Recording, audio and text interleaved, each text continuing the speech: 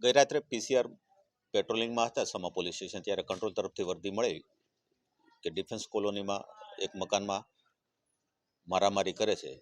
Police ત્યાં પહોંચી ત્યારે દરવાજો ખોલાવેલ ત્યારે દિયર ભાભી, જેનું નામ ધર્મેન્દ્ર યાદવ અને મરનાર છે હરિગોવિંદ, એની પત્ની સાધનાઓ બંને ત્યાં હાજર જ હતા.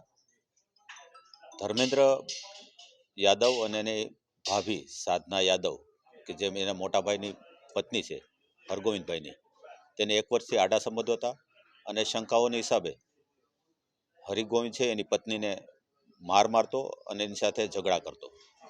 એટલે પ્રેમમાં, આડા સંબંધમાં આડખીલી બનતો હોય પોતાનો ભાઈ, એટલે ધર્મેન્દ્રભાઈ અને તેની ભાભી સાધનાએ ગળે ટૂંપો આપી અને ગુપ્ત ભાગે લાતો મારી અને મૃત્યુ નિપજાવેલ છે. છેલ્લા 1 વર્ષથી, છેલ્લા 3 વર્ષથી અહીંયા રહે છે.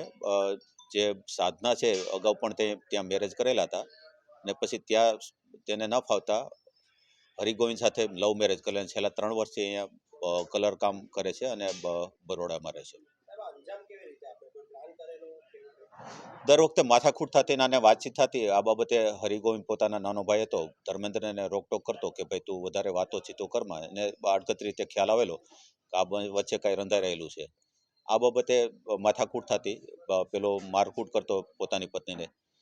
તે ગઈ રાત્રિના પોતે જ્યારે સાધના એ ફોન કરેલો પોતાના દેરને ધર્મેન્દ્રને કે તેનો ભાઈ છે એ સૂઈ ગયો છે, એટલે ધર્મેન્દ્ર જ્યાં પહોંચી ગયેલો ને તેની પત્નીએ સાધના છે પોતાના પતિને ગળા ટૂંપો આપેલો અને મોઢે ડૂમો આપેલો અને ધર્મેન્દ્રએ તેને ગુપ્ત ભાગમાં લાતો મારેલી.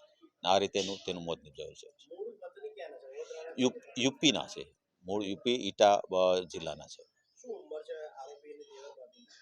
આરોપીની ઉંમર 35ની આસપાસ છે અને તેનો દિયરનો ઉંમર છે 28ની આજુબાજુ છે અને એની ભાભી છે એની ઉંમર 30 વર્ષની આસપાસ છે. હા, આરોપીએ પોતે કબૂલે છે કે છેલ્લા 1 વર્ષથી તેની સાથે આડા સંબંધો હતા.